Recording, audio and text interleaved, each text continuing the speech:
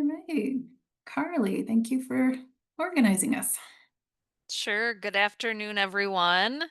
Thank you for joining us for this first admin webinar of the year. But of course, this is available for everyone. This is a great topic. We're excited to kind of kick off the school year with this topic, building student leaders and incorporating student voices into program decisions. And just as we were kind of doing introductions and chatting before this started, I just want to acknowledge that this is maybe your first week back at school. The second week, it's a really busy time. So thank you for joining panelists and participants. And we're going to pack in a lot of information and resources and hopefully just get you thinking about student leadership at your site. So as a sort of agenda for this session, we have 4 guiding questions. And so this is how we're going to frame the panelists and the discussion. These questions are all related to incorporating student voices and leaderships. And of course, we have to address some of the challenges and barriers that we'll experience in this work.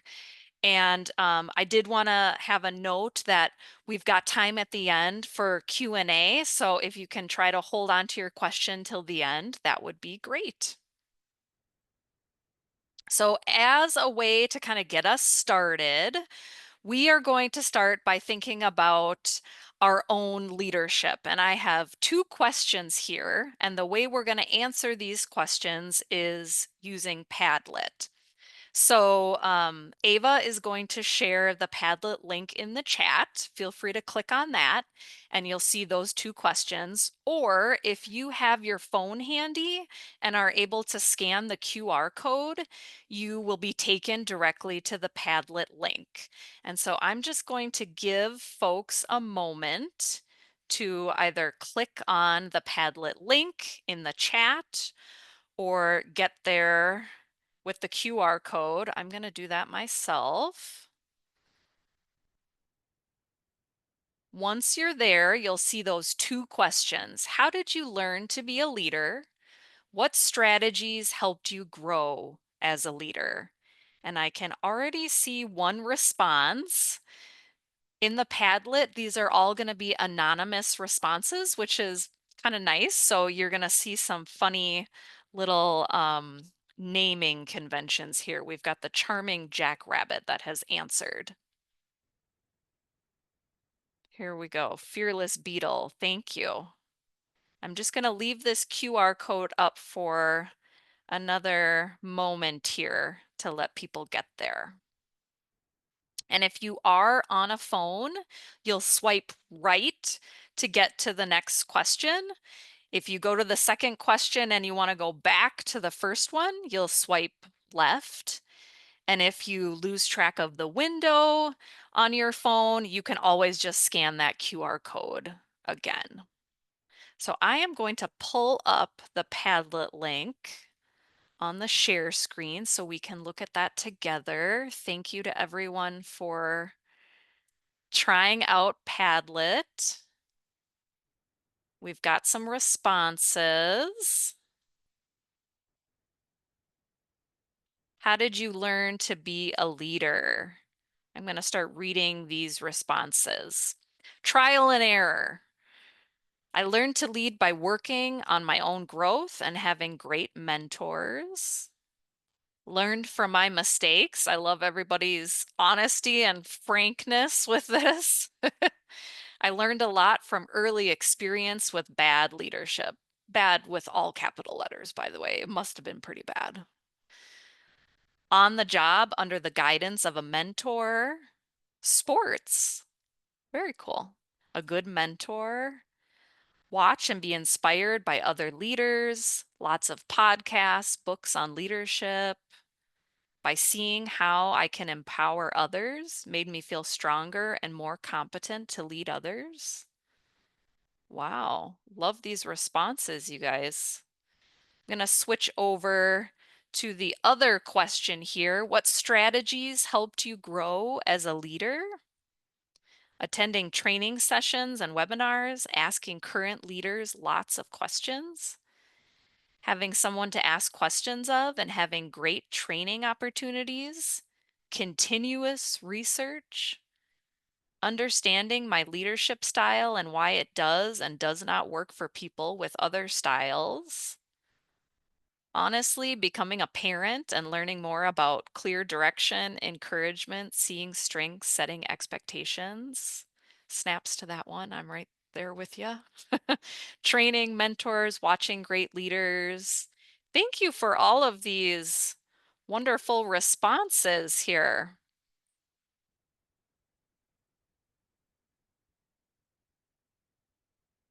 We are going to start now by introducing our panelists. And so, as a way to get to know them, they are going to answer these questions too. And so, Lydia, I would love to hear your responses.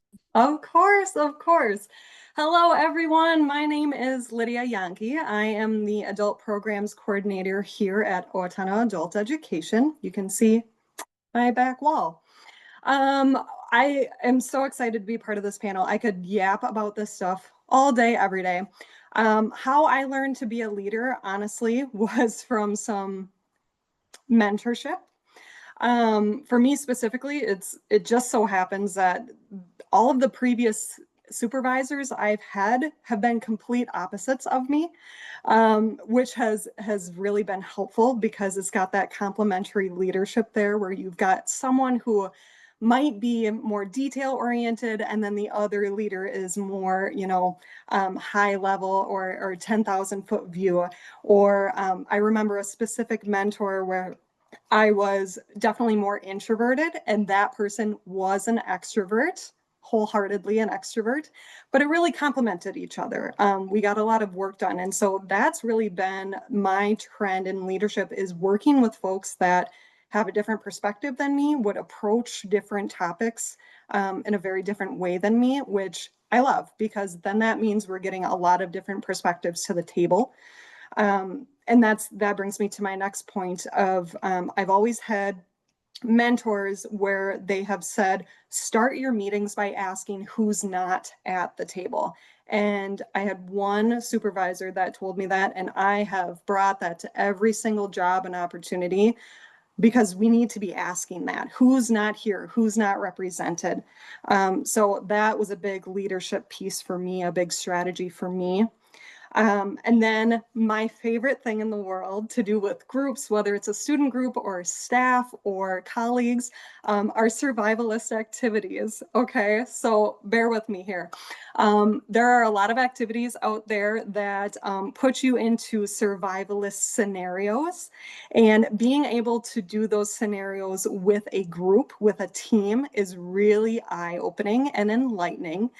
So typically it's something like, your plane has crashed in the mountains and you have these specific supplies. Please rank them in the order of importance.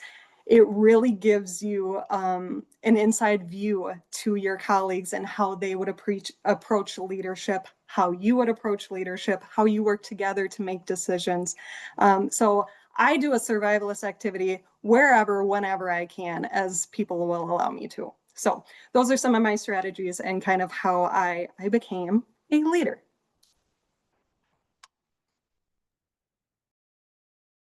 Thank you, Lydia. I was just thinking, Atlas team, we need to do a survivalist team building thing together. See, thank you for being here and being a panelist. Why don't you introduce yourself? Hi, everyone. C. Moaleski. I'm the program manager for Southwest Adult Basic Education. And how I became a leader is I kind of was listening and reading along with Carly, but yes, a lot of those actually pertain to me as well too. Is learning from bad leaders, is having bad bosses and realizing I do not want to be that kind of leader. I also see myself as is just kind of looking at the qualities of, or there's different kinds of leaders and the qualities I want in that. And I always see myself as I want to be the megaphone or the step stool for my team members, and I want them to shine and I want to play on their strengths, because without them, I wouldn't be a good as leader without them. So I really play on that, the collaboration and the partnership piece there. And then strategies is I love learning. And so if I can find any kind of training that would help me be a better leader, I will do it. So, and sometimes if I can't find anything in ABE, I look at MCEA or any other one. So I've done the MCEA leadership days training, and that one was really helpful. And then I've done some college things like that, but it's been super helpful. And also, I actually just started my doctoral for leadership with leadership in it. So I am taking a whole new level with my PD training here, but really excited. Otherwise, that's kind of pretty much where, and I'm kind of like with everybody else too, is where I'm just learning as I go, and I get a lot of feedback from my team and to let me know if there's anything that they what I could do to make it better for them, because I'm here to support my team. And so there's constant feedback and communication with my team. Thank you. And I did just want to mention, see, didn't you just receive an award for leadership at Summer Institute? I need to go Congratulations. dust it. It's getting a little dusty. Yes. Did you want to show it? Put your It's in the tiara other room. on. Let's go grab it. I'll Okay, show you okay. later my next time. I show Perfect. up. Thank you. Next up, this is Katrina. There we go. Hi, everybody. Good afternoon. My name is Katrina Benson. I'm the Director of Adult Ed Programs at Neighborhood House in St. Paul, Minnesota.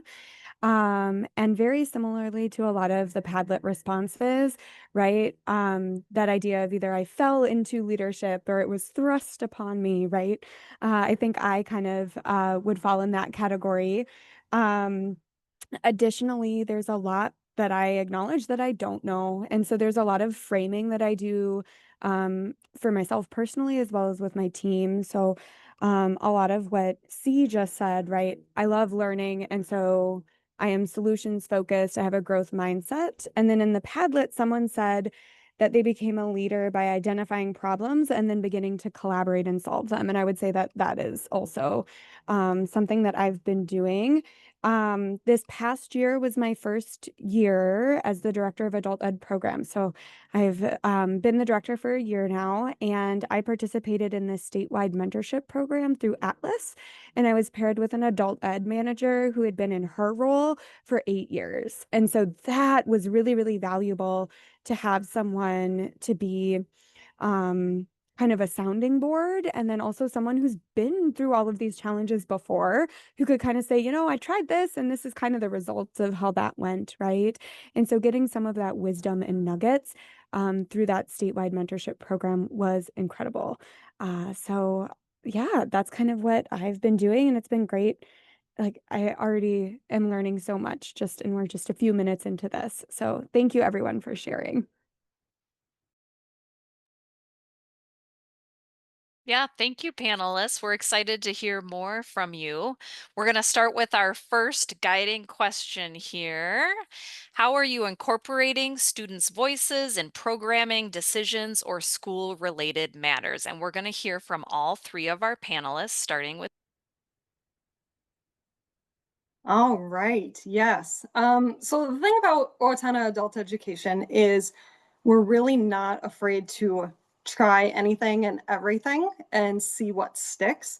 But over the past few years, I've been here almost 6 years now. These are the top 5 that have stuck around. So our 3C conversations, these have been really helpful in bridging the gap between community and our adult education programming. So at the beginning of the school year, so I just did this Monday. What's today? Wednesday. I just did this Monday. I go in and I ask our students, our morning, evening, and afternoon students, who they would like to see from the community.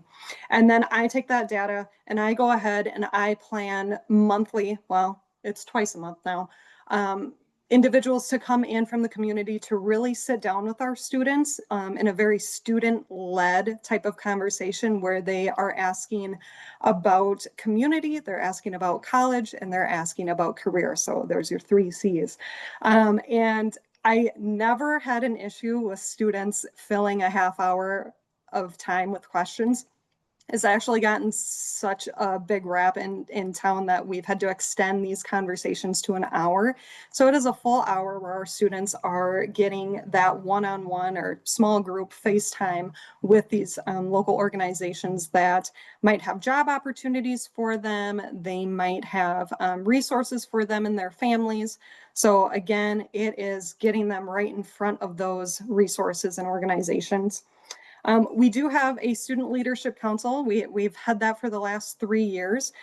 This year, due to funding, we have to transform what that means. But the student leadership council, as the last couple of years, we've had a group of 5 to 7 students that meet monthly.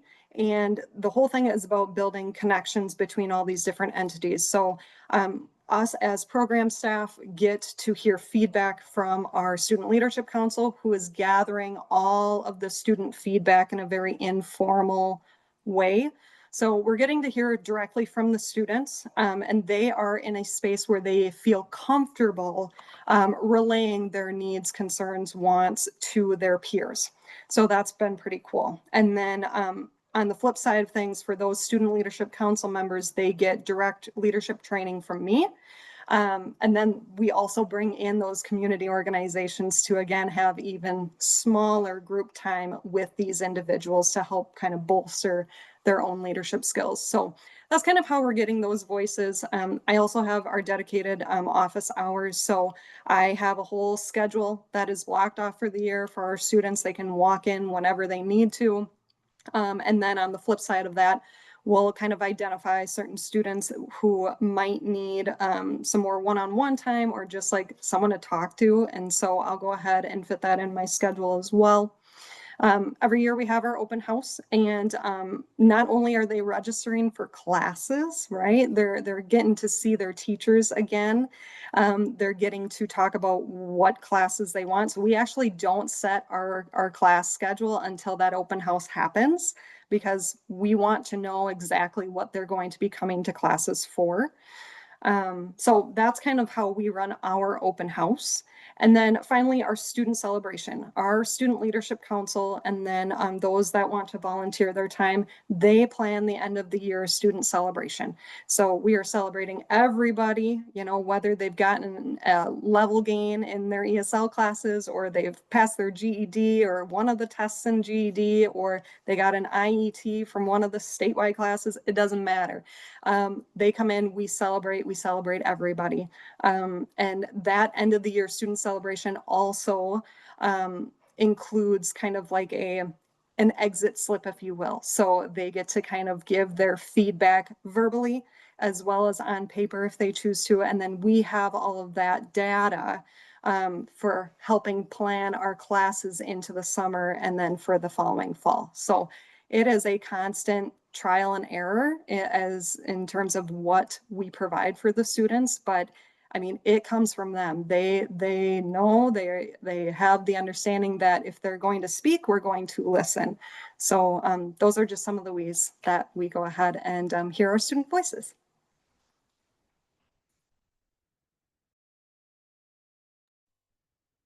Wow, Lydia, it sounds like you're doing super amazing stuff over there, and I'm super jealous that we don't have that student regular attendance that we're able to do that. So I feel kind of like a poser coming on, because we don't really have any leadership things going on in our specific region, but I'm here on behalf of the Racial Equity Grant.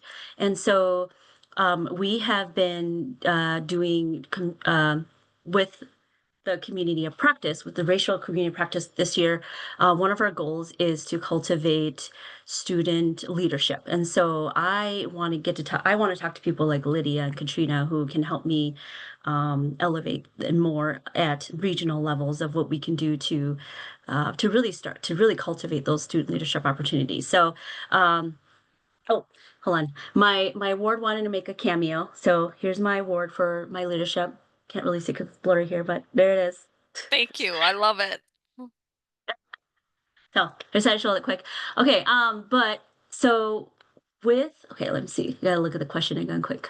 So how we're incorporating is that we have been running focus groups, and we have done it at 3 different regions this past year. And so we are looking to talk to 3 more or facilitate 3 more focus groups. So one will be up in the North region somewhere. So there's a couple of managers here that I'm going to be emailing you very soon to talk to you about if you would like to host one at your place. And then I'm looking at one in the Twin Cities area, the metro area. So if there's any managers here from the metro area that's interested in hosting a focus group, let me know. And then we are going to do one with the DOC, which is anybody in the DOC, residents from anybody in the DOC at the state of Minnesota. Will also be our 3rd one, and that will be all virtual, obviously. So we hope to get all those 3 and then wrap it up and then present all of it. We did do a presentation at Summer Institute with half of the data that we had so far, with just some highlights. So once we get this year wrapped up with the rest of the focus groups, then we will be able to introduce and present a more comprehensive update on our student voices. So really excited about that. And that's what I have so far. Thank you.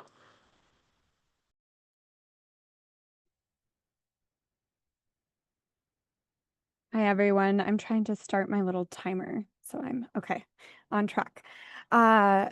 Okay, so at Neighborhood House, we're really lucky. We offer wraparound services to adults and youth. So adult education is actually one of many programs here at Neighborhood House, and we have an impact evaluation and research director that we collaborate with.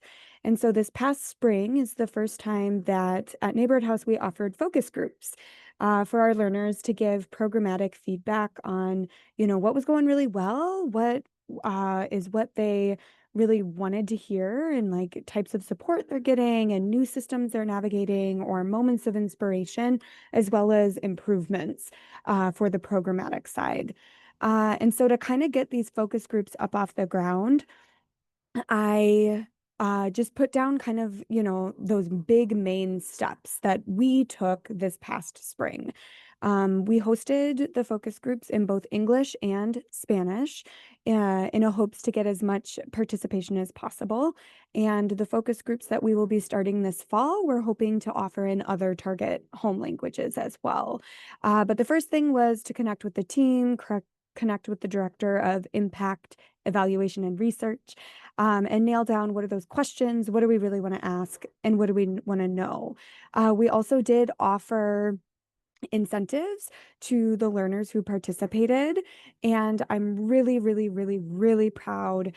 So in my role as director of adult education, I support and oversee an adult basic ed program that is the typical English, GED, computer class, citizenship, those services.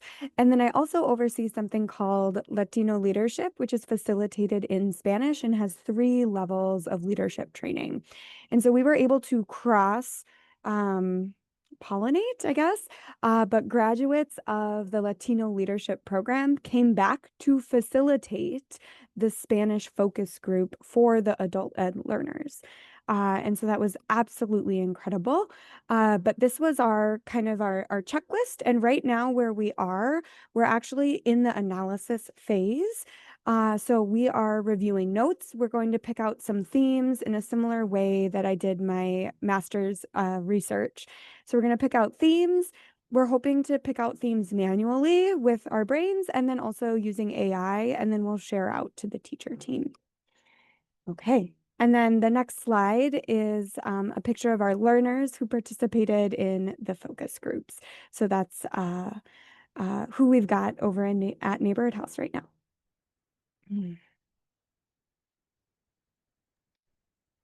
Thank you, panelists, for answering that first guiding question. Next up, what are some ways you're cultivating student leadership skills? And Lydia will get us started. Yes. So I think, I mean, one of the most basic ways is really we are teaching leadership in every conversation we have, right? So every moment you have to sit down with a student or see them in the hallway, that's you kind of building their leadership skills, right? Whether it's public speaking, whether it's just working on those English skills, right? No matter what you're doing, right? You see a student and we're cultivating those skills in a very broad sense. For a more practical approach to cultivating these student leadership skills, our Student Leadership Council last year decided to bring a community resource fair to our evening class. And this was their brainchild. I was just there to really make the connections to the people that they wanted there representing. So our Student Leadership Council ended up going into each of the evening classrooms and asking those students, like, what do you want to know more about from Owatonna? Like, what organizations do you think your families need to hear more from? So our Student Leadership Council organized this event. They brought in workforce development. They brought in United Way, Alliance for Greater Equity. They brought in community pathways, and then they brought in a student who actually graduated from our Small Business Academy. So they brought him back, and that was kind of nice to see a former student really be in that space.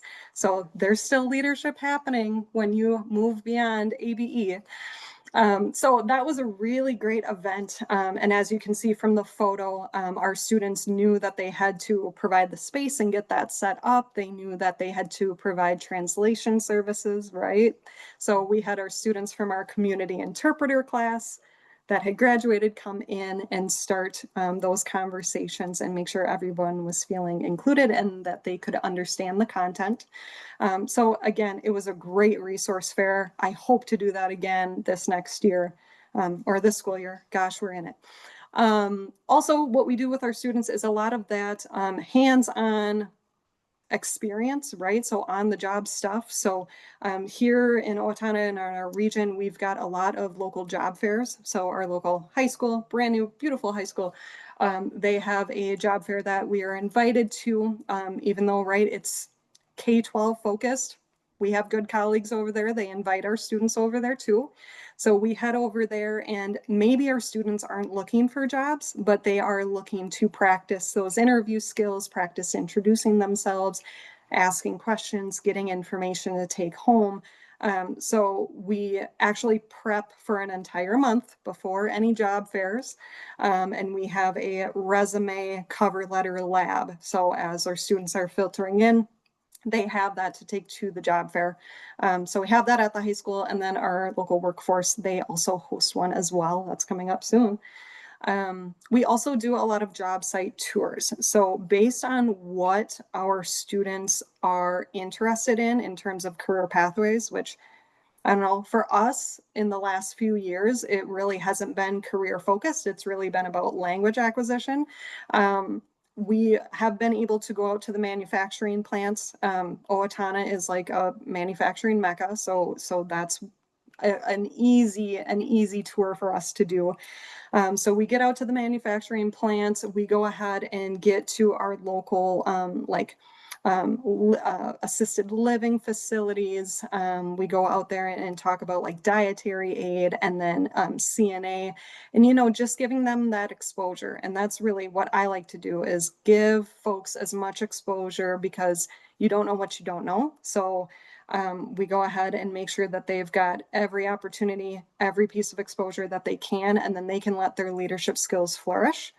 And what I will say at the end of all of these different opportunities, myself, the teachers, we're all sitting down with our students and we're debriefing everything that we've done. So we're not just debriefing the vocabulary and the language, we're talking about those essential skills, those leadership skills, what we should continue to work on as a class and as individuals, what we need to maybe steer away from, right? So it's a lot of debriefing and a lot of reflection when we're building these leadership skills. And then finally, I want to talk about the district internships. Because of our regional classes, like our paraprofessional class, there is a optional internship that we kind of build for our students. And so if they finish the class and they are kind of offered this 10-hour internship, and a lot of our students will either go and work with our early childhood department, or they'll go ahead and work with our school age care department. And to be honest, a lot of our students have taken that opportunity and run with it. A lot of them are just employed after their 10-hour internship. So again, we're taking those real world experiences, getting those leadership skills built, and then those opportunities just kind of fall in their lap, and it's awesome. So they're working really hard at developing those leadership skills in a multitude of ways.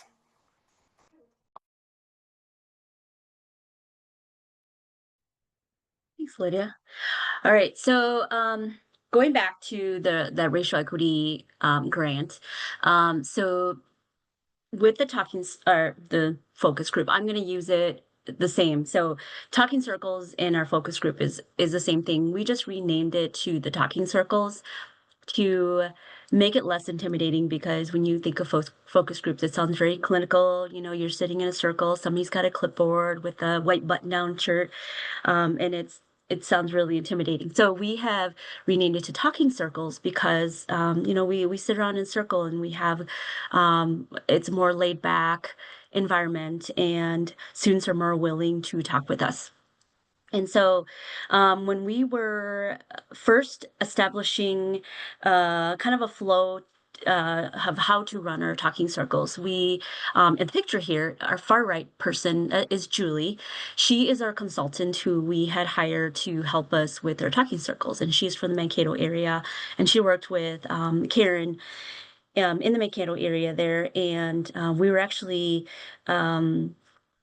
recommended by Southwest Initiative Foundation, who had hired her to do some consulting work for them. And we actually got her in, we pulled her out of retirement. She was so excited about working with us and making a change that she came out of retirement just for us. So we feel really lucky about that. But she's been really amazing, and she has really done a really good job of making our students realize that they are leaders within themselves. Because I know that, you know, when I look at my mom, you know, my mom is an immigrant from from Laos, and, you know, they're in constant survival mode all the time, and they don't think about anything else. Their role is mom, dad, caretaker, whatever it is, and they would never look at themselves as a leader. And so it's been really fun to watch Julie just pull, these leadership qualities out of our students and realize that they are students and identify themselves as good students, as leaders. So one of the activities that Julie did was she had the students just kind of brainstorm some ideas of what makes a good leader.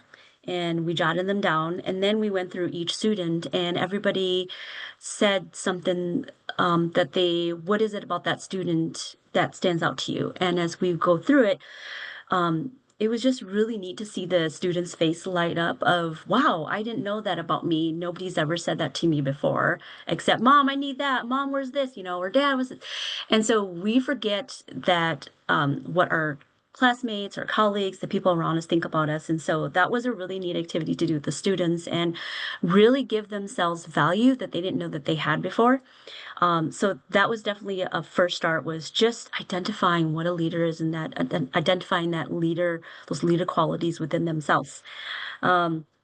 And then when we did the talking circles, we were able to give some of those students that were interested leadership roles. So when we did our talking circles, they were door greeters. They gave students name tags that came in. They told students where to sit. They helped guide the different groups, because we broke the groups into smaller groups so that they felt more comfortable.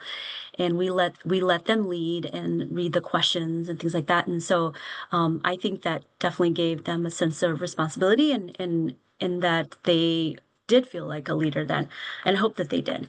And then another thing is, so this picture was taken from Summer Institute. So there's Addie, and Addie's in on the call. So hi, Addie. And then next to her is Rocio. She's a student and then me, and then Abdul, and he's another student. But we did have a third student as well. He was not able to be in person, so we linked him in through Zoom.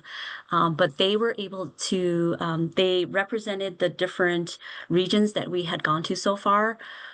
To gather information for our talking circles. And so they sat in a panel, and as we went through some of the highlights of each section, we also let our members, our student panel, kind of chime in with anything that they wanted to add as well. It was really neat to see them come there and I mean, being brave. And, when as Lydia and Katrina were talking, I was just kind of back reflecting on leadership. And I think, one of the qualities or qualities to be a leader is you have to be brave, right? Because it's really scary being in front of all these people and standing up for what you believe in. Like, that's very brave. And even though I have done lots of presentations, I still get so nervous, and I'm not a public speaker at all. I had to take public speaking classes in college.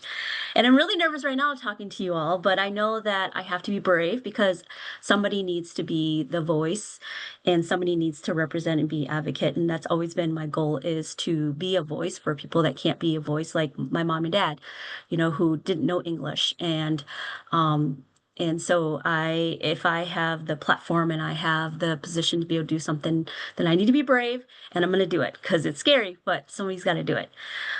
So with our students, like, I understand where they're coming from, that it's very scary. So I was really impressed, and I was so proud of them. They drove all the way from their respective towns and came to St. Cloud and did that. And then I did mention it in the chat, but I'll say it again too. But we are looking for racial equity community practice, so the RECOP members. So we did put the link in there. So if any of you are interested in helping be a voice or be an advocate for our students, I would really love you to join our team. So please apply, and Addie and I will be reviewing those. So thank you very much. Dee, thank you so much for that. I love what you mentioned, how sometimes community members or students in the classrooms don't always see themselves as leaders. And I think that is what is absolutely incredible about Latino leadership at Neighborhood House. The only requirement is that you are a Spanish speaker. There is no education requirement at all. And so community members or students who maybe only had a few years of formal education are welcomed in with the sense of, yes, you can be a leader in your church community. You can be a leader at school. You can be a leader in your child's school community. You can be a leader at your place of employment. So I just love how you mentioned that. Thank you. Latino leadership has been around for over 10 years. It was previously a program at the Wilder Center and has been living at Neighborhood House for the past 4 years. But Latino leadership offers those 3 levels. So that first level is more focused on who you are individually, your own personal biases, and then how you show up as a leader. And so that's kind of what the thematic exploration is in level 1.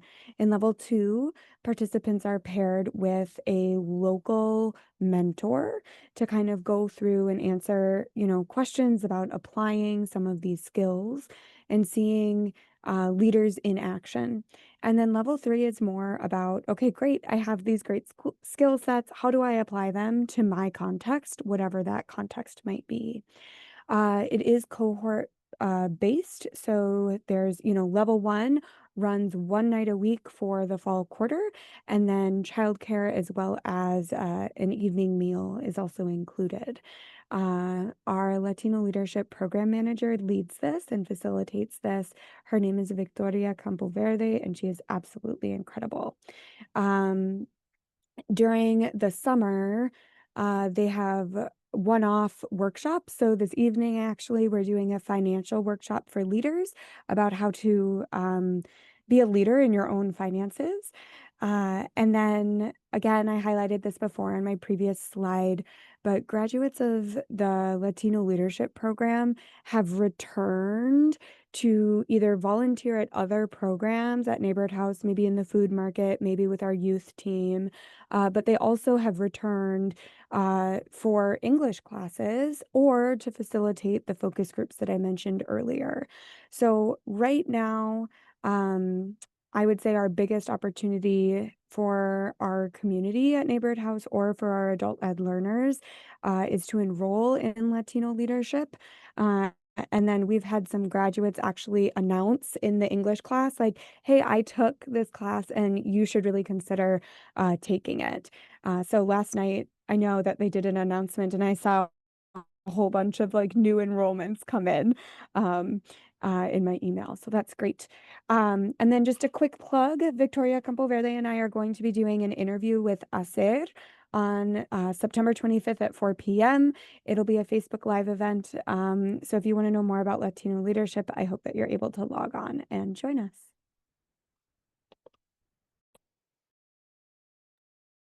Thank you. We are 2 questions in on these guiding questions. We have a total of 4. And there's been so many great ideas and strategies, and we're probably already thinking about benefits, but now we're going to spend time specifically on that. What do you see as the benefits of this work? And we can think about lots of different audiences, students, staff, and your program as a whole. Lydia's up first. Well, you guys, we're doing a lot of good work. I hope people realize that. Like, just take 5 seconds. We're all doing such great things. So excited to be here still.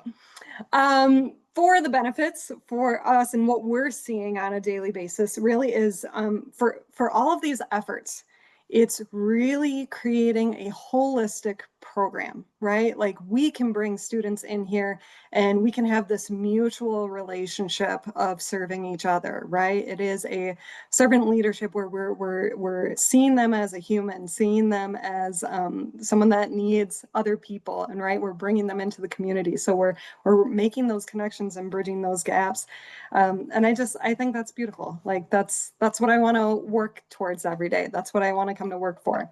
But some of the benefits, right, very practical reason, these leadership skills and these leadership opportunities, giving them some confidence, right? So a lot of our students, as we all talk about all the time, a lot of our students have the skills. They have these natural abilities that they just think that they don't have, or they've got this imposter syndrome, or right, life has told them you don't have this.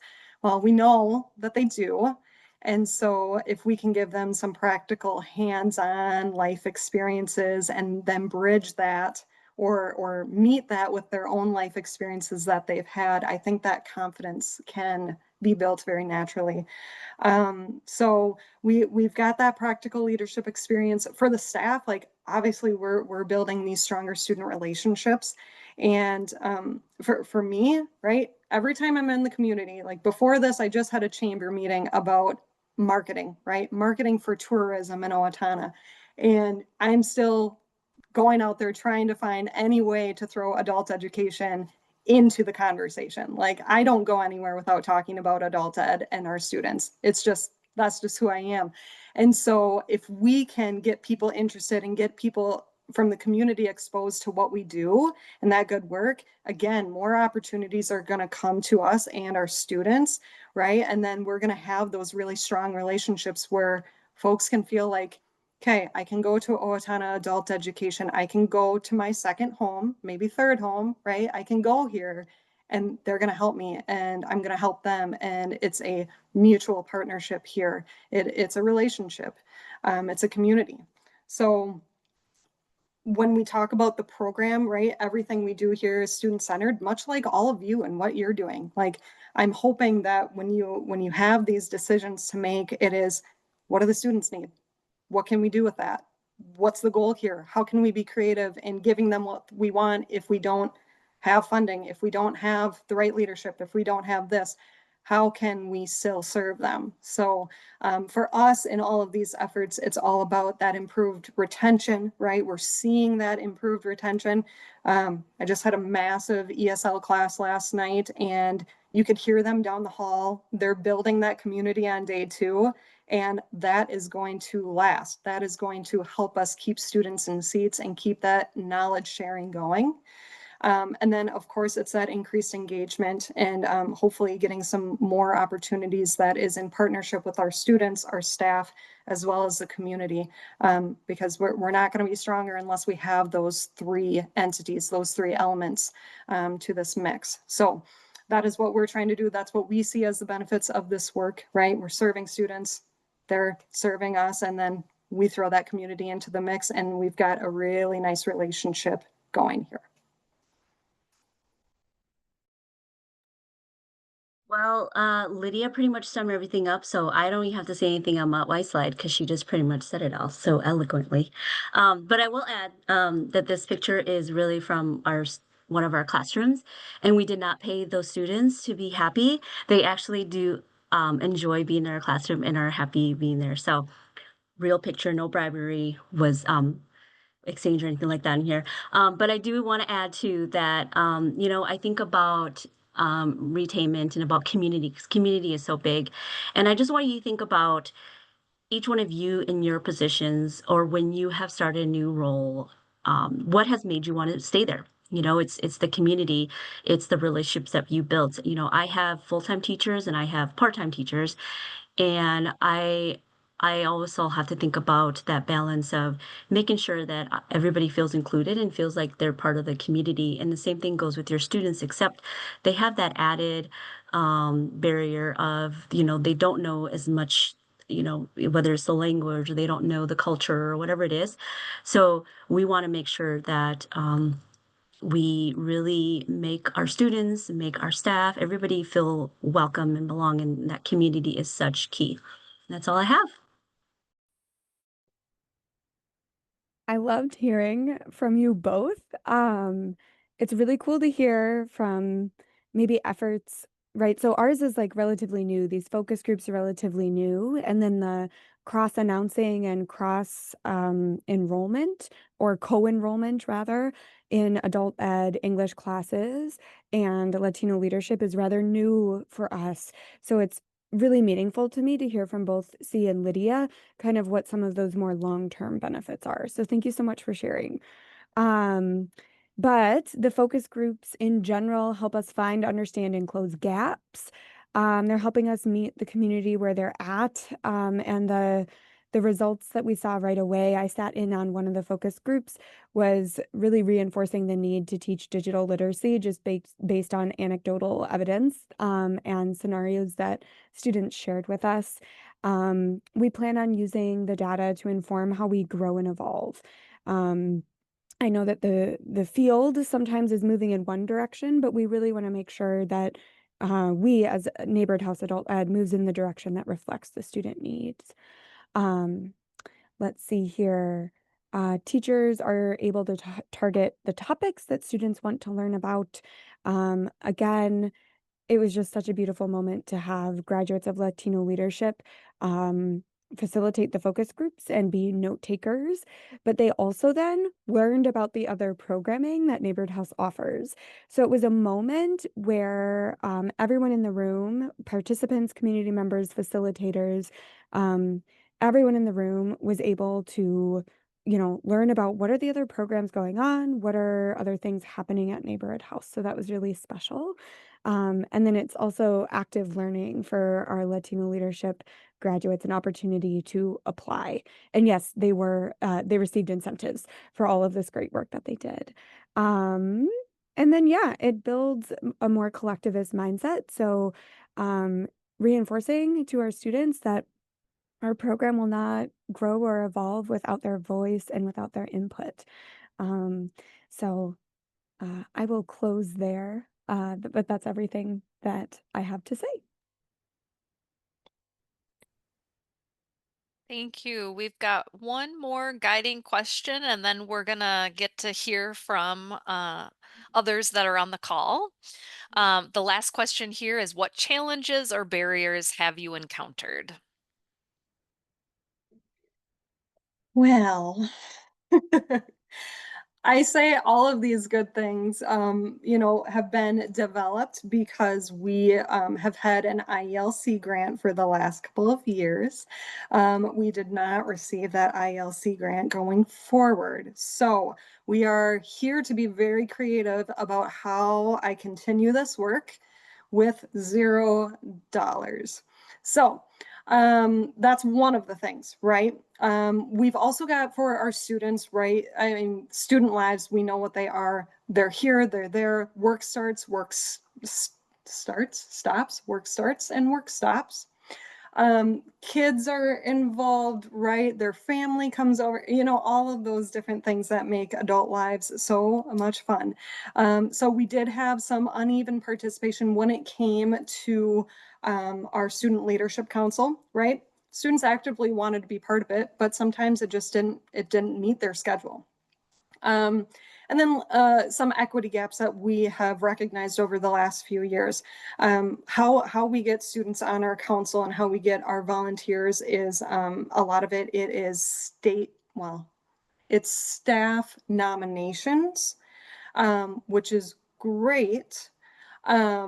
But we're realizing that, right, we've had a council over these last couple of years that's been very Latina focused, right, or very heavily Latina students that are on it. So we're not getting a lot of men. We're not getting a representation of our Somali folks, which is the two biggest populations for our student base here. And so it's just kind of uneven. And it's like, well, we have very qualified students that are wanting to be part of this leadership council, but how do we bring in more? Again, it's going back to that question of who are we missing at the table, right? And let's convince them, or let's make the schedule easier for them to attend, that sort of thing. So trying to get folks on board and there every single month. Yes, we also have a stipend, which is great. But student lives are student lives. That's just how it plays out. For staff, I think for me, as being like the advisor of all these different initiatives, it's really balancing what I think the students are capable of and what they think they're capable of and what they're willing to try to do. So it's that battle of like, if this is a student-led group, then I am there as a support. I am there as the connection between community and this group and the staff and all that good stuff. So it's allowing students to have the tools that they need to be successful in these leadership opportunities, and then making sure that they can take it on full force as a group, right? And relying on each other as well. I think for the program, right, I kind of talked about the resource limitations. We don't have our funding anymore, so we're kind of brainstorming what we're going to do so we don't lose all of this good work and all of these student voices. And then I put bureaucracy on there. A couple of years ago, we had a student leadership council, not the one that's featured right here, but we had a student leadership council that really wanted to do focus groups, student-led focus groups. They wanted me to bring in my colleague, Brian Coleman, who was going to kind of moderate everything. So bringing in that third party, they were very excited about it. And then we pitched this at a staff meeting, and our leadership was said to put it on the back burner. Said, no, we're not going to do it. So that was a bummer. That was a big blow to the students because they put so much heart and effort into it, and they really wanted to get that feedback. So sometimes leadership isn't on board. And so you kind of have to pivot and find other ways in order to get that student feedback that is more pleasing to leadership. That's what I'll say. So those are just some of our challenges and barriers going forward, but there's always a way through, I promise. Right, we just have to get creative, Lydia. So just some of our barriers and challenges we had when we were putting together our focus groups or talking circle is the startup is like, where do we start? Because it was so overwhelming. The idea that we had in our head didn't really pan out, and we came up with a different plan, and then even that plan had to be adjusted. And then once we had that, it worked out. But just getting started was a bigger, more logistical nightmare than what we had anticipated, especially with how big the state of Minnesota is and in the rural area, how spread out it is. And also we had to get the number, we had to go to where there was enough students too, to be able to get a good group together. I know that there's some regions that we had reached out to and they just didn't think that they had the students enough to gather around. And then transportation transportation and childcare are obviously things that are always a challenge, but I know one of the regions we worked with, actually two of the three that we worked with, had busing and had childcare, so that was really nice. But it was nice, but then it was also a challenge as well because then we only had a really small window frame of when we could get those students, because they had transportation and then they had childcare and they had to go pick up their children at a certain time. So that was definitely a challenge.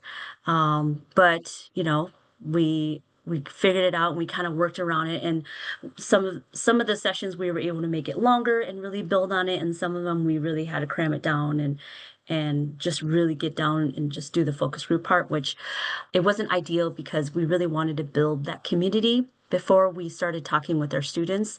Because as you know, you want to build that community, that trust with students before they share things with you, because we don't want to exploit our students and just get information from them.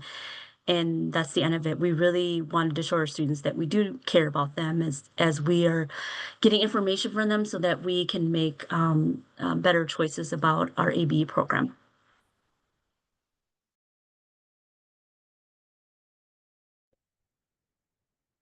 Thank you. Let's see, I just have to move my band of people to see this is gonna get kind of wonky. Okay. Challenges and barriers. Thank you for bearing with me. So this first spring focus groups that we offered, I think one of the challenges was that we had limited languages available to us.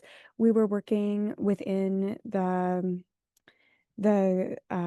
constriction or working within the skill set of our staff members, as well as within the skill set of the Latino leaderships graduates that were able to come back. But we're really excited to be able to offer focus groups in Hmong, Somali, right, Oromo, other languages. So this past spring, we were limited with the resources that we had. We did run into, so in order to kind of combat the like transportation, childcare, right, all of that, we offer childcare during our adult ed classes. And so we thought it would be perfect to offer a focus group during class time. But then we realized that some learners don't want to miss class to do a focus group. So I think that as we move forward, we'll want to invest in having childcare available at a time outside of class to be able to capture everybody's ideas and thoughts. As always, power dynamics come into it, especially culturally. I am always thinking about Hofstede's cultural dimensions in the back of my head, and how in some cultures, if someone elicits feedback, you say, yes, everything is wonderful and great.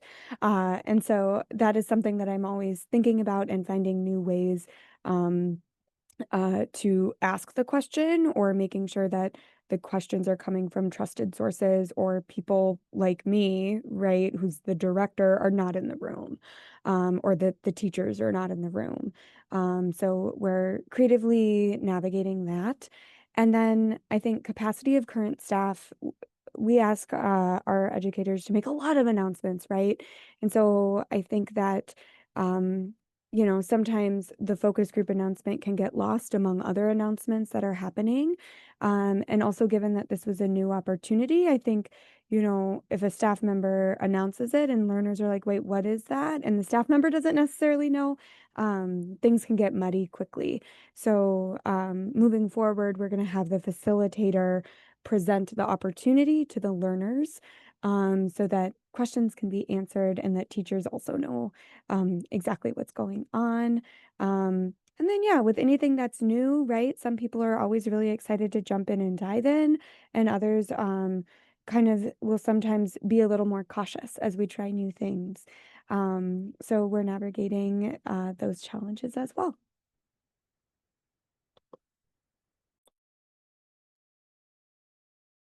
Thank you, panelists. We're going to move into the next session of this webinar, which is Q&A, but really we should have called that kind of a conversation, because hopefully you heard some great ideas, but you're also thinking about, oh, hey, we've tried this or we've done that. And so I'm actually going to stop sharing my screen and invite everybody to come on video if they're comfortable. Feel free to share a question or a comment in the chat and I can read through that. But go ahead and unmute and ask a question to the panelists or share from your own experience. It would be great to hear from some of the talented managers and ABE professionals in the call. So let's see. Juan, thank you for your question. For employer site visits, how did you go about reaching out to employers for site visits? How did you approach the conversation? Great question. Okay, so I have a really good relationship with our school district's career pathways navigator. His name is Brian. He has been in this area for a long time. He used to work with Workforce. He used to be in Faribault. He's now here. He's very tuned in to different employers. Like he's got a master list. And so whenever I'm out and about with him, I'm always meeting someone. He's just one of those dudes. So a lot of my relationships have started by asking Brian, like, hey, I heard from my students that they want to go to Benedictine and do a little tour. Who do I contact about that? And then he'll give me a contact, and I just send an email. If they don't email me back, I call. If they don't call me back, I show up. That's just how I am. So it's a very fluid conversation of, hi, I've got adult learners that are some who are in the workforce, some who are thinking about healthcare, or whatever, and trying to entice them that way. Like, let us come and take an hour-long tour. You let the high schoolers do it, so I know that we can do it. And we just kind of head out there. Logistics-wise, we had the IELC grant, so we could pay for transportation. So we would get a bus here, take all of our students out. So we had that transportation covered. And it's just a basic tour of the facility, and then it's a Q&A. We prep our students beforehand, right? So we're asking them to think about questions that they can ask the employer. And so we usually ask for a tour and then a conversation at the end with that employer. I don't know, Owatonna, our school district has a really firm relationship with our workforce, our industry. It's just something we've worked really hard with. So not too time consuming over here, but that's kind of how I approached it. Any follow-up questions on what I said? No, okay. And then, is it a paid internship for the para interns? No, not over here at adult education. It's not paid. It's just the 10 hours, that experience. And then I always build in time to help them find jobs afterwards. So even though they don't have the 10-hour paid internship here, we go ahead and we try to make that work, that livable wage happen at the end there, so I'm still working with them beyond that. Thank you. Feel free to add more questions in the chat, or if anyone wants to unmute and ask a question. I had just more of like a comment, I guess, and maybe if anybody wants to chime in, but as you all were describing ways to incorporate student voice, I wrote down data-driven. And I gotta say that when I went into facilitating this webinar, that was not a part of like my awareness there. But if there's all of these touch points where students can verbally share their ideas or written, or, you're getting feedback in so many ways, how like valuable that is from a data standpoint. And so I wondered if anybody wanted to share about that.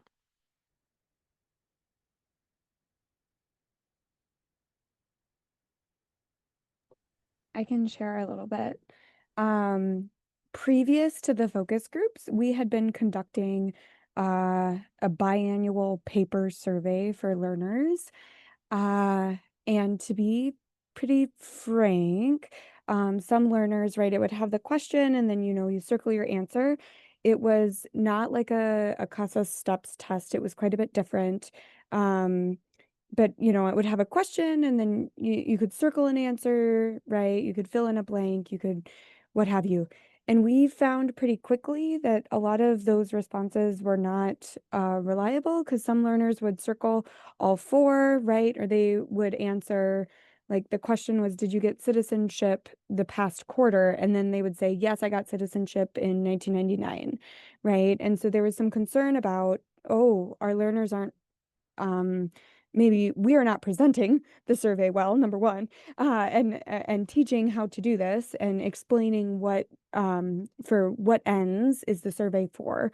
But also, I think then it became very much we're not sure if we can trust this paper-based survey anymore, which was why we were really, really, we as in I said, hey, we are going to do focus groups. We're going to ask the questions in our logic model in a verbal way and see what happens. So we're working right now to kind of, I still see, if we asked a question in the focus group and we didn't hear about a certain thing, I see that as data, right? Like, oh, no one did comment on this thing. Like that's data to me. And so I have that in mind. But we are kind of in like that fun, like seeing what works space of we want student voice. And we're creatively thinking about what is meaningful, right? What are ways of asking questions that will get to the true meaning of what we want to know.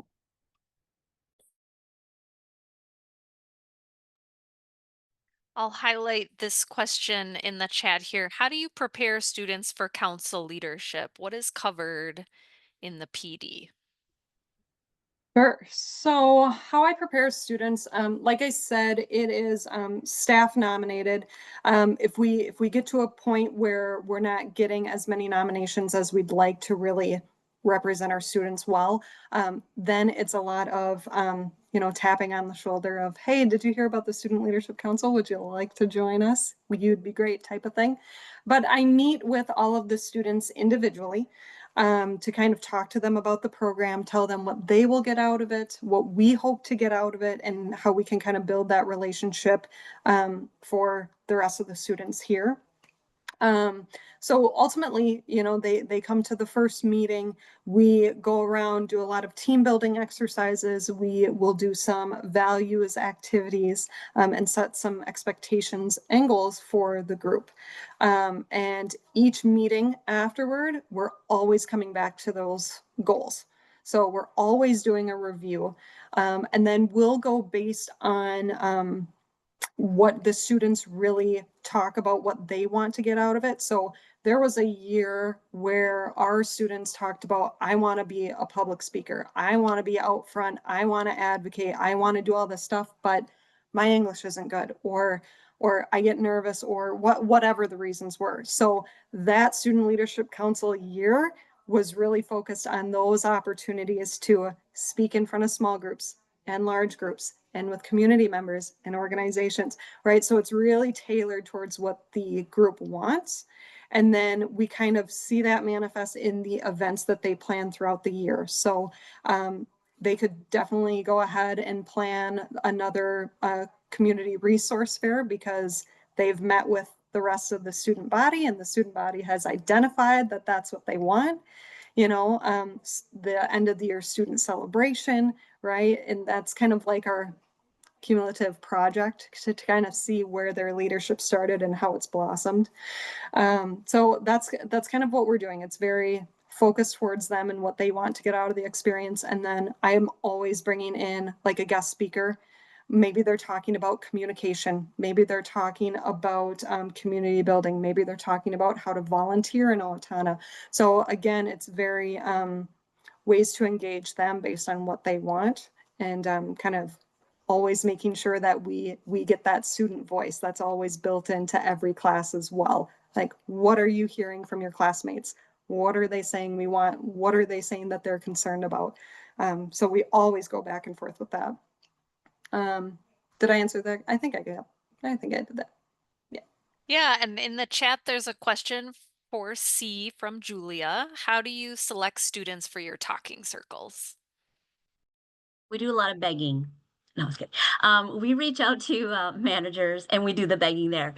Hey, can I come to your site? And can we do a talking circle there? And sometimes they'll tell us, yeah, I would love to, but I just don't have the student capacity, such as like, I don't have all, because we usually look for a group of 20 students so we can get a really good group. And then I just start calling up favors like, hey, please, can I come? Can we scramble up some students for you? So what we found the easiest way to do is that to go into an existing class to do it, because then, the students are already there. We don't have to worry about transportation, childcare. They're already there for class. And this is also an opportunity for them to practice their speaking skills. So that's how we get our students. So we did have an elaborate plan, and then that one we had to be junk because we couldn't logistically couldn't work it out. So that is how. There's no like elaborate plan. It's a lot of begging. Well, and I'll say, see that, today you have a nice audience. We had almost 30 people on this call. So the awareness of those community of practice, like that's been raised, and there is that sense of like, oh, what is it? Or like, I'm not really sure how that would work. And now with like a little bit more information, maybe, I can always be a good salesperson if I know what I'm trying to sell, right? So, hopefully that'll help with getting the word out. And Yeah, check your private chats because there's some of you I've already private chatted. So I'm waiting to hear back from you. that's good. Yes. Well, please share any other questions in the chat, or you can unmute and ask a question. I'll pull up the share screen here. But we definitely still have time for questions. But I do have a little bit more information. So there's some resources here. These links are not going to be shared in the chat, but they are going to be shared in the follow-up email. I didn't want to overwhelm people with that. But here are some additional resources if you're looking at student leadership or thinking more about it and you want to dive a little bit deeper. Lydia, one of our panelists, wrote a MN ABE Connect article. It was maybe about 9 months ago on the power of a student leadership council, and we had questions about that. So that would be a great way to learn more. Also on the Atlas website, we have curriculum from the International Institute of Minnesota from their professional leadership. So if you are looking for like, what's an activity? How could I frame this to students? That would be a great thing to view and get inspired from, and that's available on the Atlas website. And then in terms of a national resource that's available, I want to take just a minute or two to share about the COABE Student Ambassador Training that's called Empowering Learners to Be Leaders. And, that kind of sums up the theme of today's session. So this resource is a 30-page document, and you have to be a COABE member to be able to access it. But the good news there is that if you are a LAN member, Literacy Action Network, if you just were at Summer Institute or if you're a LAN member, otherwise, that automatically makes you a COAIB member. So you might have to send an email like I had to do to get my COAIB number because I don't have that memorized. But then once you're able, once you have that information, you create a free login and you can access this resource. So I wanted to like research it a little bit for you so you can see if you want to explore it further. This 30-page resource is broken into 4 sections, and I really heard some of these ideas in our presentation today. The first part is about building awareness about what is a leader, and I heard that from one of our panelists.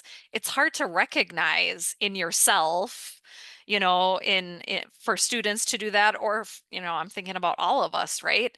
To know like, oh yeah, I do have those leadership qualities. So first kind of building awareness around that. And then I love this idea of starting to tell a story and to tell your own story. And it's like, I almost get goosebumps thinking about that because there's such power in our students sharing their stories. And right away for me, I think about like, could we have a local, you know, politician come in school and students talk to that person? Or maybe it's ABE Day on the Hill and they can share their story. Or maybe it's like a little video and you put it on social media and it is about inspiring other prospective students to come to class and give it a try, right? And so those are the 4 different parts of that training that you can access through the COAIB website. And we're going to kind of come full circle here. Our icebreaker was thinking and reflecting about our own leadership skills, and it does feel like there's a relationship with that, our own journey as leaders and working with students on leadership. So here are several resources and events that are coming up this year to further develop your own leadership skills. This first one is the admin webinar series. This was our first one for the year, but we have 2 additional webinars coming up. They're virtual, so you can register now and then you're all ready to go and you'll get that Zoom link. We will meet again on January 21st and May 19th.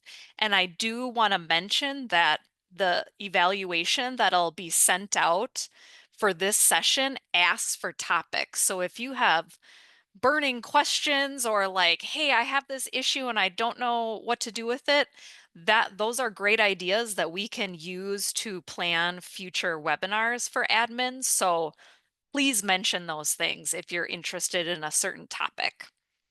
Another experience that Katrina shared quite a bit about is the statewide mentorship experience that Atlas coordinates. This is a way to get truly individualized support over, you know, whatever goals that you have or support that you need. And our next cohort is happening early in 2026, but the interest form is available now. So if today you're feeling like, oh, I could really use the support of a mentor, go ahead and apply now so that when February comes around, you're ready to go. The other side of that coin is that we are going to be needing mentors for people. So if you're interested in that too, it's the same interest form. So let us know. That relationship, what I have heard from people who have gone through it is it's, you know, everyone benefits, right?